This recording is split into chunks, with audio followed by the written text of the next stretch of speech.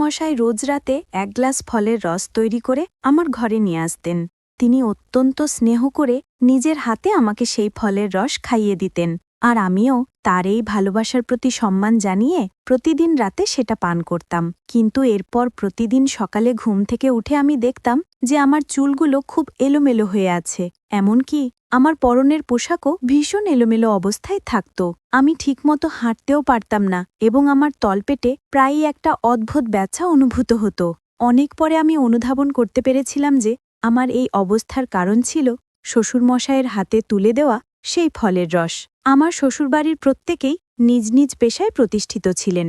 আমার শাশুড়িমা একজন ইঞ্জিনিয়ার ছিলেন এবং আমার স্বামী ও শ্বশুরমশাই দুজনেই ছিলেন অধ্যাপক। আমিও একটি বেসরকারি কলেজের অধ্যাপিকা হিসেবে কর্মরত ছিলাম এবং বিয়ের পরেও আমার চাকরিটা আমি চালিয়ে যাচ্ছিলাম। আমার বিয়েটা পরিবার থেকেই ঠিক করা হয়েছিল। আমার বাবা মা একটি ভালো পরিবার দেখে অর্জুনের সঙ্গে আমার বিয়ে দিয়েছিলেন। আমার স্বামীর নাম অর্জুন। সে তার বাড়ির একমাত্র সন্তান ছিল। যেহেতু তারা সবাই নিজ নিজ কর্মক্ষেত্রে প্রতিষ্ঠিত, অত্যন্ত শিক্ষিত এবং ধনী ছিল, তাই আমার বাবা আমার ভবিষ্যতের কথা ভেবে সেই পরিবারটিকেই বেছে নিয়েছিলেন। বিয়ের পর যখন আমি শ্বশুরবাড়ি আসি, প্রথম দিকে সবকিছুই স্বাভাবিক ছিল। আমার শ্বশুরমশাই আমাকে ভীষণ স্নেহ করতেন, এমনকি ভালোবেসে তিনি আমাকে মা জননী বলেও ডাকতেন। যদিও আমার আসল নাম রিয়া। আমাকে শ্বশুরবাড়িতে বিশেষ কোনো কাজ করতে হতো না। বাড়ির সমস্ত কাজকর্ম পুরনো কাজের মানুষ লক্ষ্মী দিয়ে একাই সামলাতেন। আমার স্বামী তাকে দিদি বলে ডাকত, তাই আমিও প্রথম থেকে তাকে লক্ষ্মীদি বলেই ডাকতাম। আমি সকালে তৈরি হয়ে নাস্তা সেরে কলেজের জন্য বেরিয়ে পড়তাম। আমার স্বামী আর শ্বশুরমশাইও একই সময়ে বেরিয়ে যেতেন। ওদিকে আমার শাশুড়ির যখন কোনো সভা থাকত, তখন তিনিও বাড়ি থেকে বেরিয়ে যেতেন। সেই সময় পুরো বাড়িটা লক্ষ্মীদি দেখাশোনা করতেন। বিয়ের মাত্র 2 মাসের মাথায় আমি অন্তঃসত্ত্বা হয়ে পড়ি। আমার গর্ভবতী হওয়ার সংবাদ শুনে আমার শাশুড়ি সবচেয়ে বেশি আনন্দিত হয়েছিলেন। আমার স্বামীও খবরটা শুনে ভীষণ খুশি হয়েছিল। আমার গর্ভবতী হওয়ার খবর পেয়ে অর্জুন বেশ কিছু শিশুর ছবি কিনে এনেছিল। সে আমাকে বলেছিল এই ছবিগুলো যেন আমি আমাদের ঘরের দেওয়ালে টাঙিয়ে রাখি, যাতে প্রতিদিন সকালে ঘুম থেকে উঠে আমি ওই সুন্দর শিশুদের মুখগুলো দেখতে পাই। তার বিশ্বাস ছিল এতে নাকি আমাদের সন্তানও খুব সুন্দর হবে। তবে সেই ছবিগুলোর প্রত্যেকটিই ছিল ছেলে শিশুর। আমার স্বামী আমাকে প্রচণ্ড ভালোবাসত, কিন্তু সেদিন আমি তার আসল রূপ দেখেছিলাম। যেদিন সে সন্তান নিয়ে আমার সঙ্গে তুমুল বিবাদ শুরু করেছিল। সে জোর দিয়ে বলেছিল আমার গর্ভে নাকি পুত্র সন্তানই আছে এবং সে পুত্র সন্তানই চায়, কন্যা সন্তান নয়। সে নাকি কন্যা সন্তান একেবারেই পছন্দ করে না। আমি তখন রেগে গিয়ে স্বামীকে বলেছিলাম, তুমি তো পুত্র সন্তান চাইছ, কিন্তু আমার গর্ভে যদি কন্যা সন্তান জন্মায় তখন কি করবে? কন্যা সন্তানের কথা শুনতেই সে আমার ওপর প্রচণ্ড রেগে গিয়েছিল। সেদিন স্বামীর কথা শুনে আমি হতবাক হয়েছিলাম যে এত শিক্ষিত একজন মানুষ কি করে এমন সংকীর্ণ মানসিকতা নিজের ভেতর পুষে রাখতে পারে। সেদিন থেকে আমার স্বামী একটাই জেদ ধরে বসেছিল যে আমাকে পুত্র সন্তানের জন্ম দিতে হবে, আর আমার গর্ভে যদি কন্যা সন্তান থাকে তাহলে তা নষ্ট করে ফেলতে হবে। সেই দিনটির পর থেকে আমার ও আমার স্বামীর সম্পর্কের অবনতি হতে শুরু করে, কারণ আমার মনে কখনোই এই ভাবনা ছিল না যে আমি কন্যা সন্তান নয়, বরং পুত্র সন্তানের মা হতে চাই। সত্যি বলতে আমি মনে মনে কন্যা সন্তানই কামনা করতাম। এরপর আমার স্বামী অর্জুন আমার উপর নানাভাবে চাপ সৃষ্টি করতে থাকে, এটা পরীক্ষা করার জন্য যে আমার গর্ভে কন্যা সন্তান নাকি পুত্র সন্তান রয়েছে। কিন্তু আমি পরীক্ষার জন্য মোটেও প্রস্তুত ছিলাম না। আমি কোনোভাবেই ডাক্তারের কাছে গিয়ে এটা জানতে চাইনি যে আমার গর্ভে কি সন্তান আছে। আমি ভেবেছিলাম এটা আমার প্রথম সন্তান, আর প্রথমবার যাই হোক না কেন তাতেই আমি খুশি থাকব। সেটাই হবে আমার কাছে অমূল্য সম্পদ। আমার শ্বশুর শাশুড়ি যখন জানতে পারলেন যে আমার স্বামী আমাকে ডাক্তারের কাছে নিয়ে গিয়ে পরীক্ষা করাতে চায়, তখন তারাও আমাকে বোঝানোর চেষ্টা করলেন। তারা আমাকে বলেছিলেন, বৌমা, এটা তো ভালোই হবে। যখন তুমি ডাক্তারের কাছে গিয়ে পরীক্ষা করে জানতে পারবে যে তোমার গর্ভে পুত্র সন্তান নাকি কন্যা সন্তান আছে, তখন আমরা এখন থেকেই সেই সন্তানের জন্য জিনিসপত্র কেনাকাটা শুরু করতে পারব। এতে আমাদের অনেক সুবিধা হবে। তুমি আমাদের ছেলের কথায় কিছু মনে করো না, আমরা দুজনেই তো তোমার পাশেই আছি, তাই তুমি একদম ভয় পেও না। অন্তত আমাদের উপর তো ভরসা রাখতে পারো। তুমি ডাক্তারের কাছে চলে যাও এটা দেখার জন্য যে তোমার গর্ভে কন্যা সন্তান নাকি পুত্র সন্তান আছে। আমার শ্বশুর ও শাশুড়ির মিষ্টি কথায় আমিও শেষ পর্যন্ত ডাক্তারের কাছে যেতে রাজি হয়ে যাই। ডাক্তারের কাছে যাওয়ার কিছুদিন পর যখন আমার পরীক্ষার রিপোর্টটা স্বামী বাড়িতে নিয়ে আসে, তখন সে ঘরে ঢুকেই এক হাতে রিপোর্টটা আর অন্য হাতে আমার হাতটা শক্ত করে চেপে ধরে অত্যন্ত রেগে গিয়ে বলল, রিয়া, তুমি এখনই আমার সঙ্গে ডাক্তারের কাছে চলো। আমি তখন তাকে জিজ্ঞেস করলাম, হঠাৎ করে ডাক্তারের কাছে কেন যেতে হবে? আমি তো এখন পুরোপুরি সুস্থ আছি, এখন তো ডাক্তারের কাছে যাবার কোনো প্রয়োজন নেই। তখন স্বামী আরও রেগে গিয়ে বলল, আমি যা পছন্দ করি না সেটাই তোমার গর্ভে আছে। শুধু তা না, তোমার গর্ভে দুটো যমজ কন্যা সন্তান আছে, যা আমি কোনো দিনও মেনে নিতে পারব না। আমার স্বামী কখনোই চায়নি যে আমার এই কন্যা সন্তান দুটি পৃথিবীর আলো দেখুক, তাই সে আমার সন্তান দুটিকে নষ্ট করে দিতে চেয়েছিল। কিন্তু আমি কোনোভাবেই ডাক্তারের কাছে যেতে রাজি ছিলাম না। সেদিন আমার স্বামী যখন আমাকে ডাক্তারের কাছে নিয়ে যাওয়ার জন্য হাত ধরে টানাটানি শুরু করেছিল, তখন আমি চিৎকার করতে শুরু করি। আমি যেহেতু দোতলার ঘরে থাকতাম, আমার চিৎকার শুনে আমার শ্বশুর ও শাশুড়ি ওপরে এসে আমার প্রতি তার ছেলের সেই দুর্ব্যবহার নিজের চোখে দেখতে পান। আমার শ্বশুরমশাই তখন তার ছেলেকে প্রচণ্ড রেগে ধমক দিয়ে বলেছিলেন, খবরদার, আজকের পর থেকে আমার বৌমার সঙ্গে তুই আর কখনো এই ধরনের আচরণ করবি না, নয়তো অর্জুন, আমি তোকে এই বাড়ি থেকে বের করে দেব। এমনকি আমার শাশুড়ি মাও তার ছেলেকে আঙুল দেখিয়ে বলেছিলেন, অর্জুন, আমার বৌমা এখন গর্ভবতী, এটা তুই খুব ভালো করেই জানিস। এই অবস্থায় ওর সঙ্গে এতটা খারাপ ব্যবহার করার সাহস তোর কি করে হলো? আমি নিজে একজন সমাজসেবী, তাই আমার বাড়িতে আমার বৌমার সঙ্গে কোনো অন্যায় আমি হতে দেব না। আজকের পর থেকে যদি তুই রিয়ার সঙ্গে কোনো খারাপ ব্যবহার করিস, তাহলে তোকে আমি এই বাড়ি থেকে বের করে দিতে বাধ্য হব। স্বামীর আমার প্রতি এতটা নির্দয় আচরণ দেখে আমি যখন কষ্ট পেয়ে কাঁদছিলাম, তখন আমার শ্বশুরমশাই আমাকে জড়িয়ে ধরে আমার মাথায় হাত বুলিয়ে বলেছিলেন, মা জননী, তুমি একদম কেঁদো না, আমরা তো তোমার পাশেই আছি। আজকের পর থেকে আমি নিজে তোমার দেখাশোনা করব।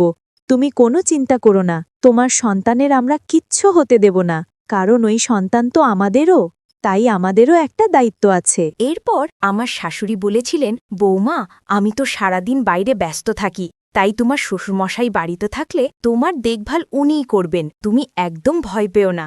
আমি শ্বশুর শাশুড়ির কথায় ভরসা করে আর বাপের বাড়ি যাইনি।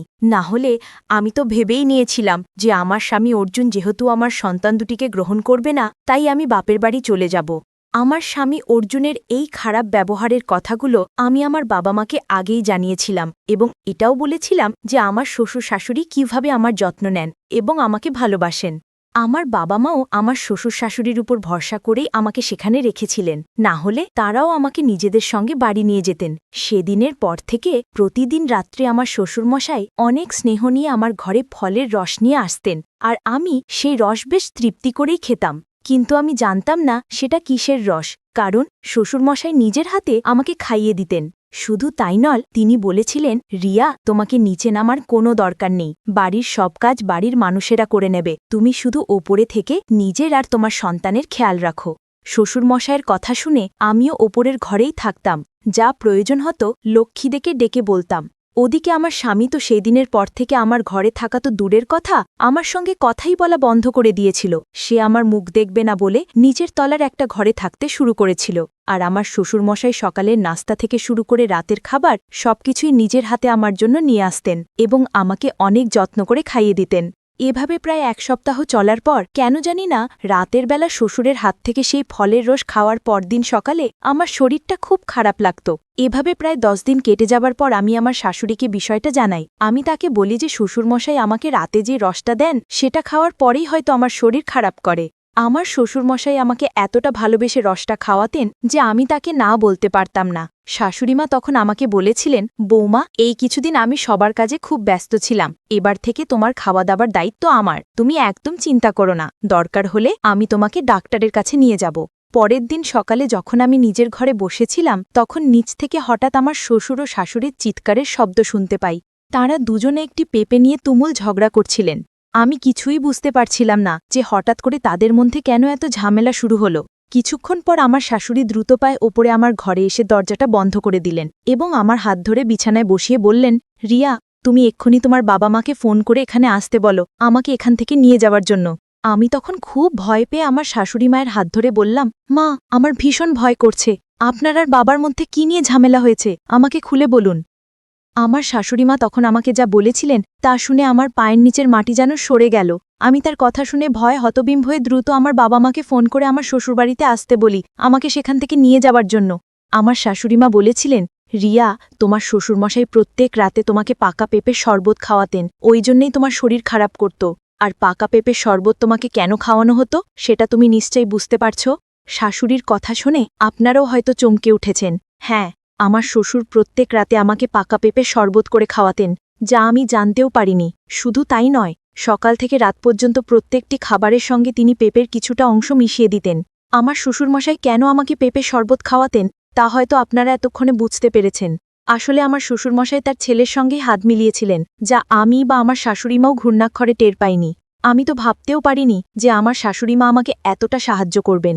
শ্বশুরের আসল উদ্দেশ্য জানার পর আমার পৃথিবীটা যেন দুলে উঠেছিল, কারণ আমার শাশুড়িমা নিজের চোখে দেখেছিলেন যে আমার শ্বশুর কিভাবে নিজের হাতে আমার জন্য পাকা পেঁপে শরবত তৈরি করছিলেন।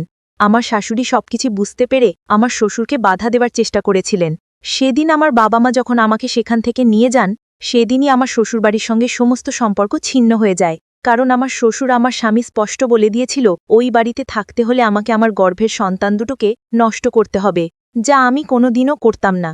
প্রত্যেক নারীই জানে তাদের গর্ভে যখন একটি সন্তান আসে তার অনুভূতি ও আনন্দ কতটা গভীর। কোনো মাই চাইবে না তার প্রথম সন্তানকে কোনোভাবে আঘাত করতে। তাই আমিও তাদের সঙ্গে সব সম্পর্ক ছিন্ন করে আমার বাবা মায়ের সঙ্গে বাপের বাড়ি চলে এসেছিলাম। কারণ আমি বুঝে গিয়েছিলাম শ্বশুরবাড়িতে থাকলে আমার শ্বশুরমশাই ও আমার স্বামী মিলে কোনো না কোনো অজুহাতে আমার সন্তানদের ক্ষতি করে দেবে। আমি বাবা মায়ের সঙ্গে বাড়ি ফিরে আসার 7 মাস পর দুটি ফুটফুটে কন্যা সন্তানের জন্ম দিয়েছিলাম। এই ঘটনাটা ঘটার পর আজ 1 বছর হয়ে গেছে। আমার মেয়েরা এখন 1 বছরের, কিন্তু আমার শ্বশুরমশাই ও আমার স্বামী আজও পর্যন্ত আমার মেয়েদের মুখ দেখতে আসেনি। তবে আমার শাশুড়ি প্রতি মাসে আমার ও আমার মেয়েদের সঙ্গে দেখা করতে আসেন। আমার বাবা মা তো স্পষ্ট জানিয়ে দিয়েছেন যে ওই বাড়িতে আমাকে আর কখনোই পাঠাবেন না, এবং তারা নিজেদের নাতুনিদের সমস্ত দায়িত্ব পালন করতে পারবেন। আসলে আমার শ্বশুরমশাই ও আমার স্বামী যেহেতু অধ্যাপক ছিল, তাই তারা আইনের ভয় আমার সঙ্গে খুব চতুরতার সঙ্গে অন্যায় করার চেষ্টা করেছিল। কারণ তারা খুব ভালো করেই জানত যে তারা যদি সরাসরি আমার সঙ্গে কোনো অন্যায় করত তাহলে আমি নিশ্চয়ই পুলিশের সাহায্য নিতাম। তাই আমার শ্বশুর চালাকি করে তার ছেলের পক্ষ নিয়ে আমাকে নিজের মিথ্যে ভালোবাসার জালে ফাঁসিয়ে আমার মেয়ে দুটোর ক্ষতি করতে চেয়েছিল। এখন আমি শুধু বেঁচে আছি আমার মেয়ে দুটোর মুখ দেখে। তারা দুজনে যখন আমাকে মা বলে ডাকে তখন আমার জীবনের সব দুঃখ কষ্ট দূর হয়ে যায়। আমি ওই ধরনের পরিবারের মানুষদের সঙ্গে থাকতে চাই না, যারা মেয়েদের তুচ্ছ নিচু চোখে দেখে। তার থেকে অনেক ভালো আমি সারা জীবন আমার দুটো মেয়েকে নিয়েই কাটিয়ে দেব। বন্ধুরা, আজকের গল্পটি এখানেই শেষ করছি। গল্পে কোনো ভুল ত্রুটি থাকলে ক্ষমা করে দেবেন।